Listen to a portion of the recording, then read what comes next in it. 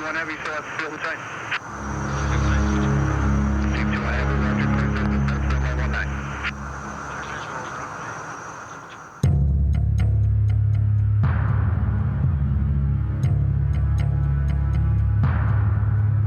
The military takes an oath. They solemnly swear that they will support and defend the Constitution of the United States against all enemies, foreign and domestic. In Macomb County, we make a promise that we will employ every resource we possess in making sure that the brave men and women who take that oath come back home safe and successful. We are the innovators of technology, created to best protect those who have sworn to protect us, and the manufacturers of weaponry, created to best repel those who would try to stop them. We are Macomb County. Our success is battle-tested, our heritage bravely forged. We are fathers and mothers providing for our families, and at the same time, a systematic workforce advancing the technology of freedom.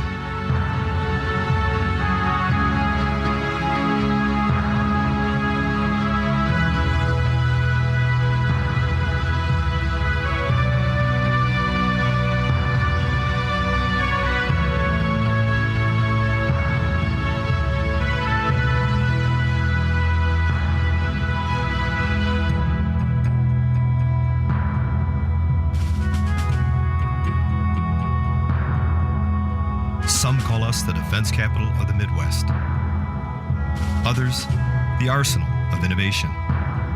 But to those who live here, the men and women dedicating themselves daily to protecting the American dream, Macomb County is simply known by one name: home.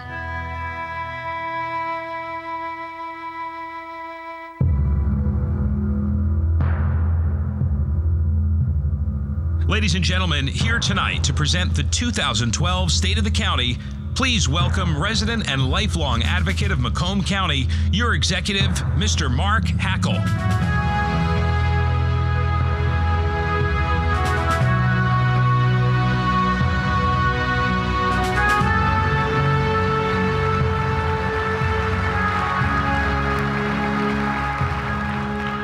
We are proud of the service personnel of the United States Armed Forces who protect our freedoms. And here in Macomb County, we take pride in making the equipment that protects those who protect us. Ladies and gentlemen, on behalf of 842,000 Macomb County residents, welcome and thank you for joining us for the annual State of the County Address.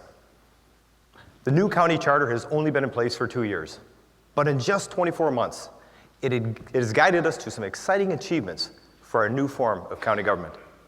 Tonight, I want to highlight where we have been and where we are headed as a county. It all started with the people and their vision for a new and better form of government in Macomb County.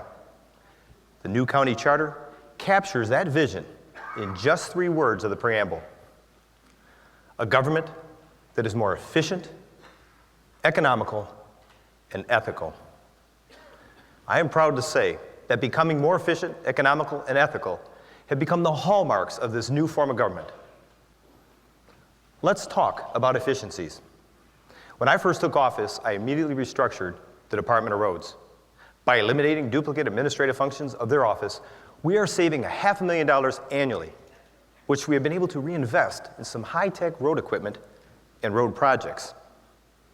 At the urging of the judicial branch, led by former Chief Judge Mark Switalski and current Chief Judge David Viviano, the probate courts and the circuit courts are now being consolidated under one roof, significantly reducing overhead expenses. All countywide elected officials and department leaders have also worked together to achieve space efficiencies in county-owned buildings. And we have been able to sell vacant facilities, thus reducing operating costs and putting cash back into the budget. But our most promising consolidation initiative is this integrated communications center. When I decided to run for county executive, I knew one of the important responsibilities was going to be the Department of Roads. So I visited that facility. And one thing I recognized was their communications center. It was equipped with monitors that displayed images from high-tech cameras at intersections all throughout the county. That technology was something that the sheriff's dispatch could benefit from. What a prime opportunity for consolidation within county government. The Department of Roads, Emergency Management, and the Sheriff's Office each had funds available for upgrades to their independent systems. So I brought the subject matter experts together: Adam Merchant, Russ Cadella, Vicki Wilberg, and Laura Peoples. We took them out of their independent silos and began leveraging shared resources. We have been talking about consolidating dispatch for over 20 years. By breaking down those silos, we have finally created an integrated communications center, which will transform public safety and be open by this time next year. Not only is this facility going to create consolidation efficiencies within county government, it can be expanded to service any of Macomb's 27 municipalities, if they choose. The city of Sterling Heights has already decided to join us in this effort, and several other communities are also exploring the advantages. Our timing couldn't have been better, since the state was taking applications for consolidation projects. The governor of the state of Michigan recognized the significance of this project by giving us the second highest grant award from the state of Michigan, $1.5 million. That being said, I want to thank Governor Snyder, Macomb County's legislative delegation, for recognizing our consolidation effort. Because here in Macomb County, consolidation isn't just a buzzword, it's action.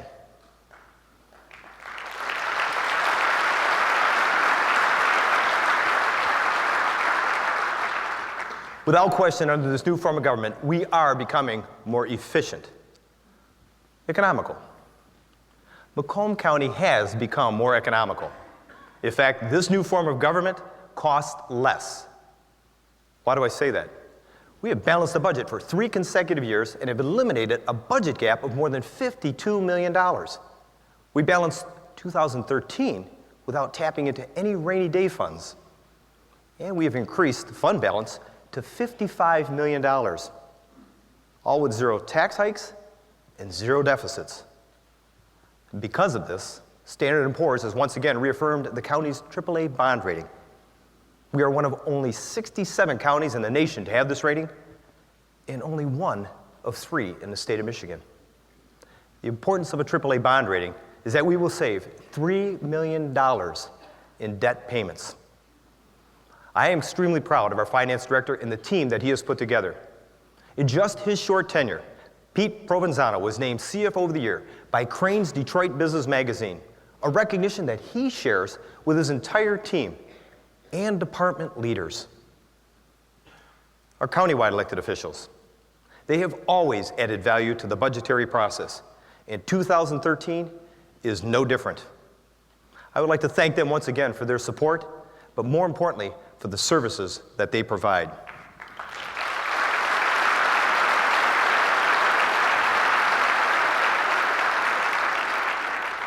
And I think we would all agree that a great deal of credit goes to our employees here in Macomb County. Employees who have taken cut after cut, year after year, to be part of the solution. Budgets are tight, so we can't thank them enough for their patience and their participation. Because they're still out there making sure the job is getting done and providing services necessary that the public deserves. Clearly, Macomb County government is more economical. Ethical. Not only is it part of the preamble, it is the first section of the charter. When you think about it, there are 2 deficits running simultaneously in this country. One is a financial deficit, and the other is a deficit of trust in public officials. Well, here in Macomb County, we balanced our budget, and we've taken care of that financial deficit. But at the same time, we've been focused on addressing that second deficit. With our new ethics policy, I had the honor of appointing the very first members to the ethics board. Not only were they appointed by me, they were unanimously confirmed by the Board of Commissioners. This ethics board, all respected citizens, established the ground rules for elected officials and public servants to abide by. Having an ethics board and ethics policies does make a difference. You know, it's much like when people complain about speeders on their street. The the presence of a marked patrol car tends to influence behavior. They don't speed because they don't want to get caught violating the law. This ethics board and their policies are helping us establish a level of trust that you expect from public servants. And there is absolutely nothing more important than that trust.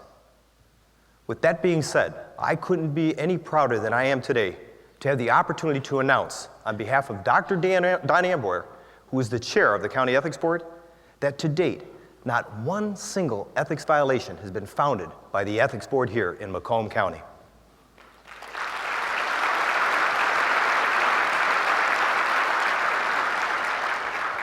Part of being ethical is being transparent, and Macomb County government is more transparent than ever before. Our finances are an open book. Our budget is online. Every report, every statement, every check is online. Most recently, we added a new financial citizens guide and performance dashboard to our website. And we will continue to add more information, make it easier to read and understand, and conform to nationally recognized reporting standards. Much has been achieved with this new charter. I can proudly say that in Macomb County, we are more efficient in our operations, we are more economical with balanced budgets, and we are much more ethical and transparent. Ladies and gentlemen, the new Macomb County is lean, green, and clean.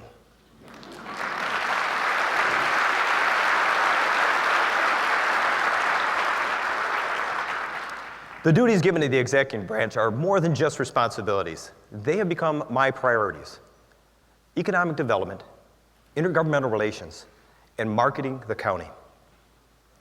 Let me talk about economic development. Automotive and defense manufacturing, along with thousands of small business entrepreneurs, are still the mainstay of Macomb's economy. We are fortunate that we have some global giants here in Macomb County, but we need to remember that these global giants can manufacture any place in the entire world. Today, it's not automatic that their plans will include Macomb County. For each decision, Macomb County has to have a strong value-added proposition for them to want to invest here, launch a new program here, or to add a production shift. It's obvious that Macomb County does have value-added proposition. Just look at recent investments. Chrysler, $850 million in Sterling Heights and a third shift at Warren Truck. General Motors, $625 million in Warren. Ford Motor Company, $270 million in Sterling Heights and Romeo. When you add that all up, over the past 2 years, automotive investment in Macomb County has exceeded $2 billion and created a sustained 7,400 permanent jobs. Let's look at defense. You've all heard me say that Macomb County is the arsenal of democracy and that we are the defense capital of the Midwest. But with new advanced manufacturing, cutting-edge research and development coming to Macomb County, many people are now calling us the arsenal of innovation. And that innovation has led to increased defense sector investment. Recent investments that include TACOM and TARDAC, $63 million. The U.S. Army, $60 million. BAE, $50 million. And General Dynamics, $11 million. And $30 million at Selfridge. Those investments support a network of nearly 600 Macomb County companies and have been awarded over 10,000 defense contracts since 2002. Macomb County's economic vitality can be seen in both major corporations and small business. With nearly 18,000 businesses employing over 300,000 individuals, our Planning and Economic Development Department has been actively engaged in retention, expansion, attraction of businesses of all shapes and sizes, especially small business. We've been getting a tremendous amount of support from our partners: the Michigan Economic Development Corporation, Automation Alley, the 27 municipalities that make up Macomb County, Velocity, and the Oakland University Incubator, and our Chambers of Commerce. Together, we are focused on the stability and growth opportunities for Macomb's small businesses. Most recently, our Economic Development Department opened up a satellite office in East Point to serve the businesses in the south end of the county. We also recognize a tremendous opportunity for second stage companies. Our Home in Macomb Business Retention Program helps us accelerate their growth potential. And we're not sitting back waiting for the phone to ring. We're reaching out to those businesses to find out what their needs are, and then we connect them to private and public sector resources. There are also important signs of industry diversification taking root right here in Macomb County.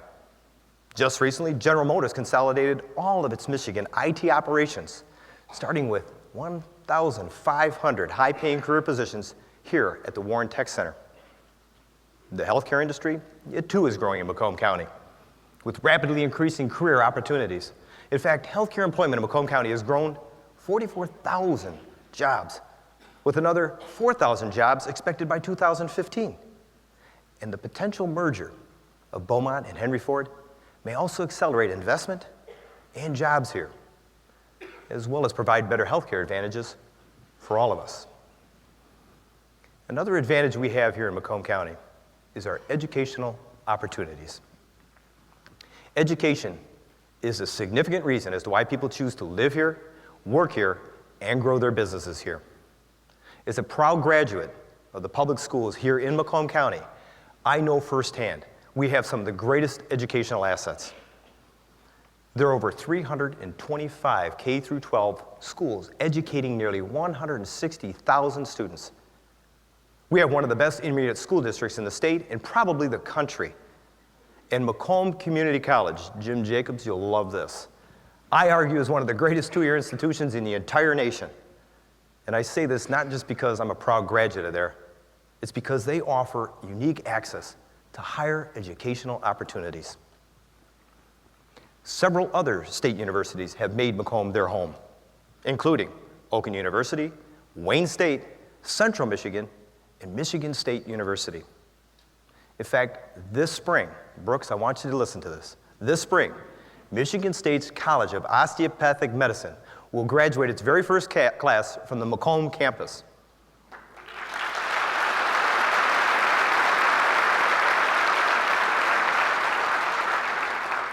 Brooks, thanks for leading that applause. These will be the very first medical doctors who have taken all of their medical courses right here in Macomb County, every one of their courses. In addition, our students have local access to other degree programs: Baker College, Davenport University, Walsh College. During any given semester, there are over 40,000 students pursuing higher education opportunities right here in Macomb County. Not only does this enhance their lives, but it also creates a highly educated workforce needed to compete in a global economy. As you can see, Macomb County has a solid education and economic foundation, but we hope these universities will bring even more opportunities closer to home. Another one of my responsibilities is intergovernmental relations. Macomb has always been supportive of regional assets: the Smart Transit, Cobo Hall, the zoo, and most recently the Detroit Institute of Arts. And I can't thank the voters here in Macomb County enough for recognizing the value that this brings to Macomb County. But there's still one piece missing, and that's regional transportation. Moving masses of people around, the region is a necessity to be competitive globally. We desperately need a plan, and that's what regional transit will provide us. Macomb County is on board, and so are my regional partners, as well as this governor. Ladies and gentlemen, speaking of regional collaboration, I just want to take this opportunity to recognize a few individuals who I value personally and professionally, and that they're here with us tonight. Please help me welcome the mayor of the city of Detroit, Mr. Dave Bing.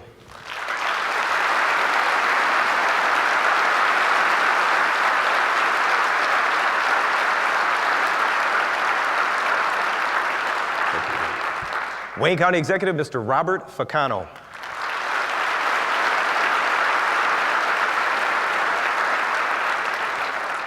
And Oakland County Executive, Mr. L. Brooks Patterson.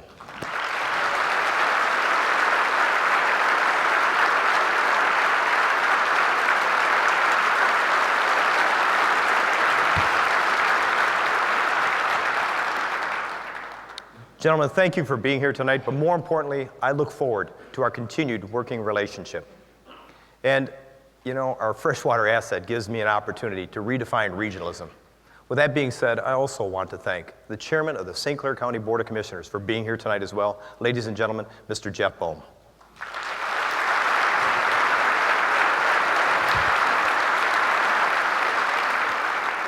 And I also want to recognize, while I'm at it, the chair of the Macomb County Board of Commissioners, Ms. Kathy Vosberg, if she's in the house tonight.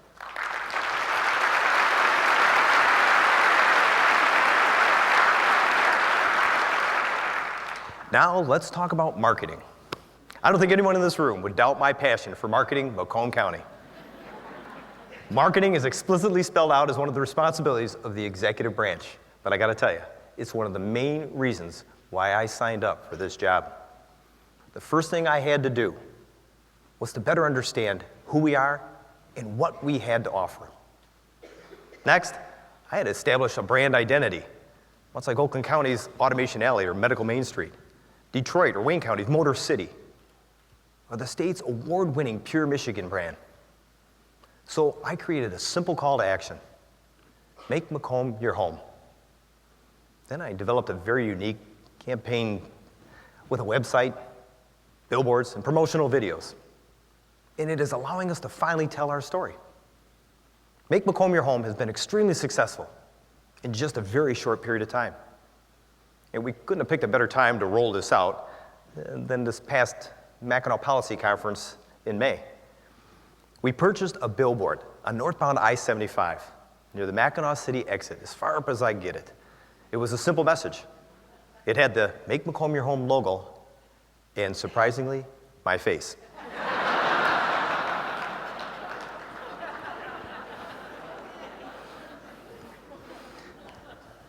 And boy, did we create a buzz when we got there. From the moment we got that shuttle, took it over the island, that's all I heard was Brooks crabbing about me taking his attention away.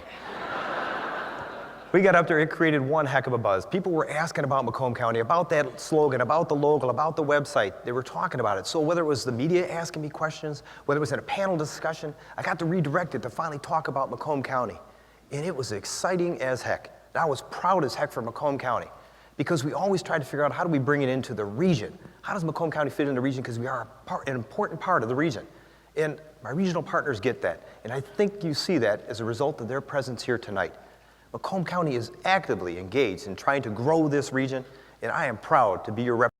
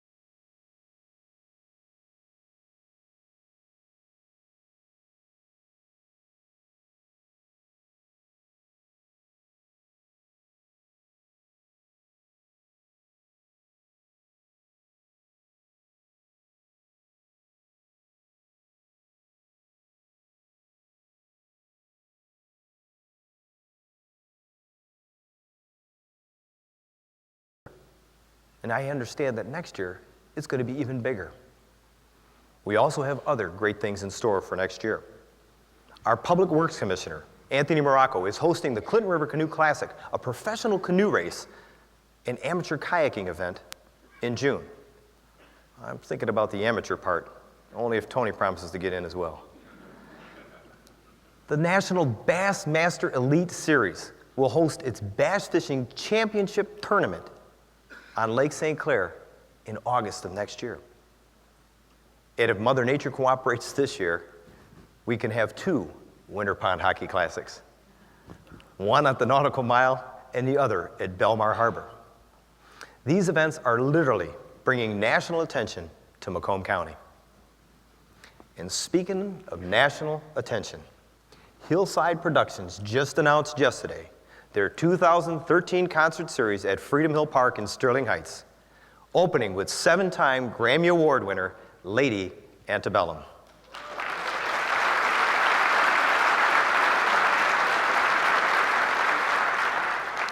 There is ample evidence that our commitment and attention to economic development, the blue economy, intergovernmental relations, and marketing is moving Macomb County forward. The people of Macomb County had a vision for a better form of government. They created a charter that would make it more efficient, economical, and ethical. But the charter is just a document with words. It took people committed to that vision to make it a reality. We have accomplished a lot in just 2 years, but there's much more that can be done. How much we can accomplish will depend on the choices we make. Will we focus our time on things that divide us or things that unite us? Will we focus our energy on yesterday's problems or tomorrow's opportunities?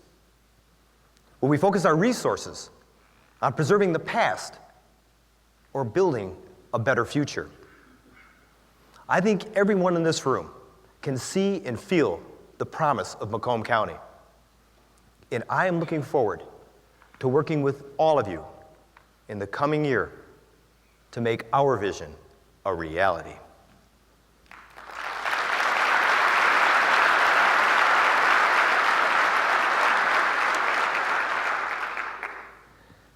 There are 2 opening days on my calendar each year. One is at Comerica Park with the Detroit Tigers, and the other is at the Macomb Intermediate School District with some very special students. One young man inspired me, and he's mentioned in your program, and I hope you take the time to read about him. So I asked him to close tonight's program, but unfortunately, this morning his mother called to inform us that he has the flu.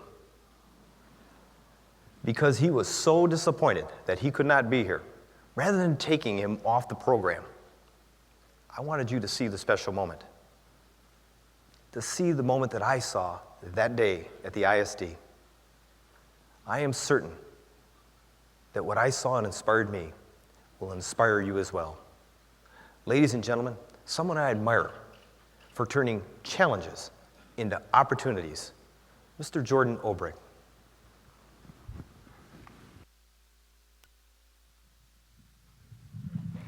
Good morning. It is great to be back here on this wonderful day. I just would like to give a shout out to Miss Tracy, Miss Susan Tatro, all the teachers in my class. You guys are great.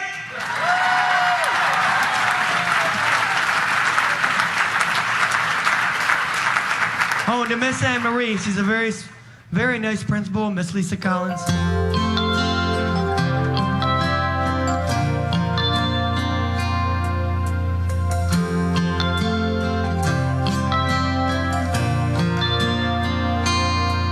If tomorrow all the things were gone, I'd work for all my life, and I had to start again with just my children and my wife. I thank my lucky stars to be living here today, 'cause the flag still stands for freedom, and they can't take that away. I'm proud to be an American.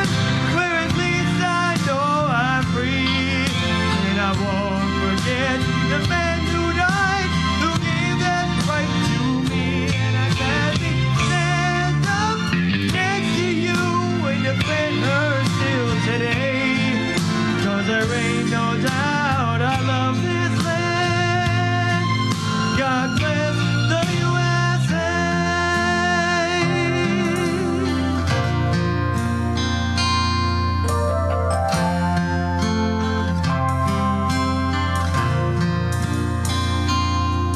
From the lakes of Minnesota to the hills of Tennessee, across from Plains to Texas, from sea to shining sea, from Detroit down to Houston and New York to LA.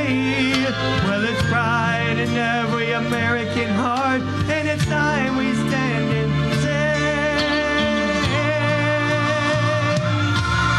and I'm proud to be an American. When we stand, oh, I'm free, and I won't forget the men who died, who gave that right to me. And I gotta stand up next to you and defend her still today. 'Cause there ain't no doubt I love this land. God bless the USA.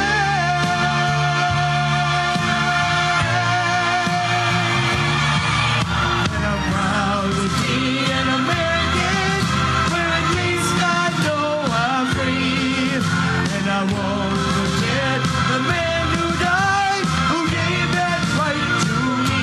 And I gladly stand up next to you and defend her still today. 'Cause there ain't no doubt I love this land. God bless the USA. Thank you so much.